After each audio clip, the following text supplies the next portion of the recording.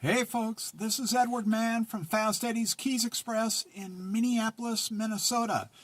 Today we're going to show you how to program a copy of a key that we had made for a 2015 and newer GM van. This works for 2015 and newer.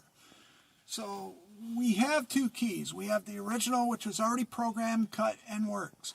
This is the duplicate key. It's already been duplicated. It's ready to be programmed. So we're going to show you how to do that today.